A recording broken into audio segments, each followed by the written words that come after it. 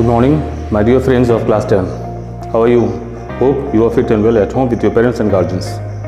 बच्चों, आज हम लोग प्राइमरी ऑक्सिलरीज में हैव सीखने जा रहे हैं।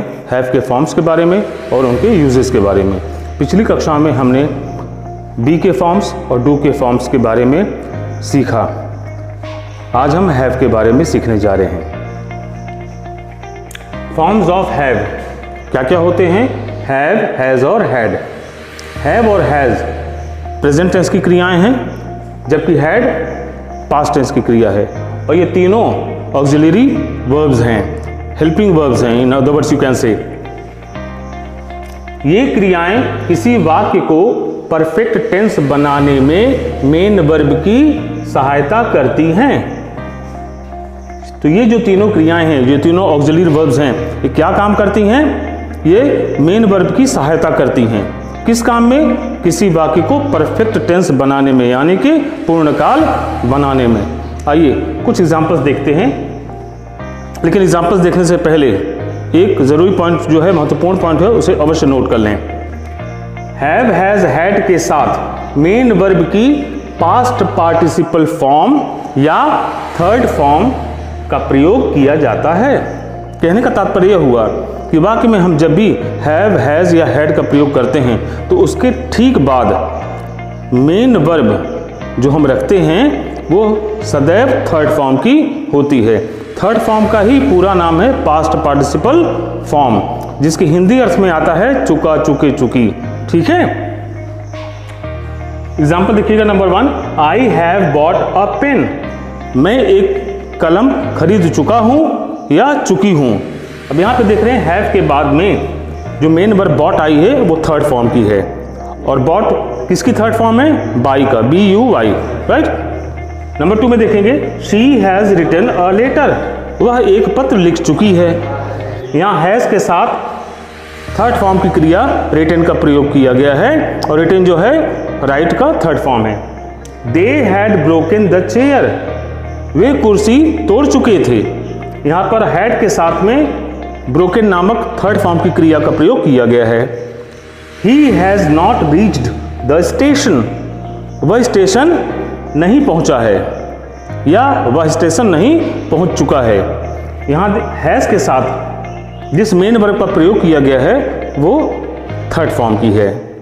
ठीक है, और इस वाक्य को नेगेटिव बनाया गया है। कैसे? हैज के बाद नॉट लगाकर। आपको बता दूं कि हैव, हैज, हैड वाले वाक्यों को यदि आपको नेगेटिव बनाना हो तो क्या करना है? सिंपल है।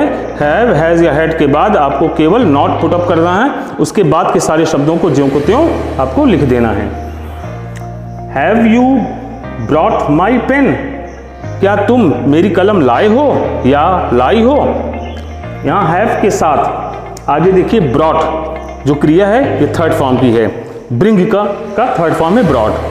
ठीक है, अब यहाँ आप देख रहे हैं कि हैव से वाक्य का आरंभ हुआ है, या यूं कहिए कि हैव से वाक्य आरंभ किया गया है। और आपको बता दूं कि हैव, हैज या हैड ये तीनों ही क्रियाएं सहायक क्रियाएं हैं। और जब भी कोई वाक्य सहायक क्रिया से आरंभ होती है तो वह वाक्य इंट्रोगेटिव बन जाती है। और कौन सी इंट्रोगेटिव? Yes no type. ठीक है, और हिंदी वाक्य क्या से आरंभ होता है? आइए हैव, हैज, हैड के बारे में कुछ और विशेष बातें बताई जाएं। कुछ वाक्यों में ये क्रियाएं कौन सी?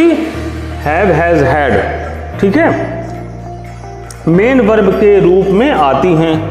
मतलब कि कुछ वाक्यों में हैव, हैज, हैड का प्रयोग अकेला होता है।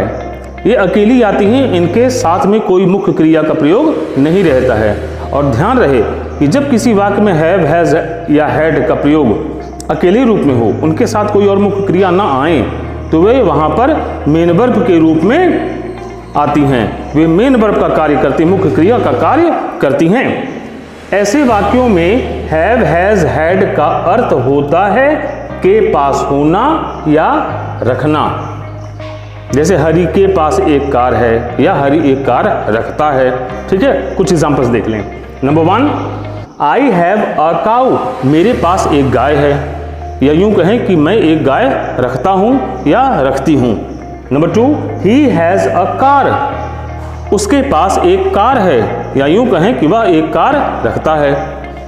Number 3, she had no money, उसके पास पैसे नहीं थे, या उसके पास धन नहीं था।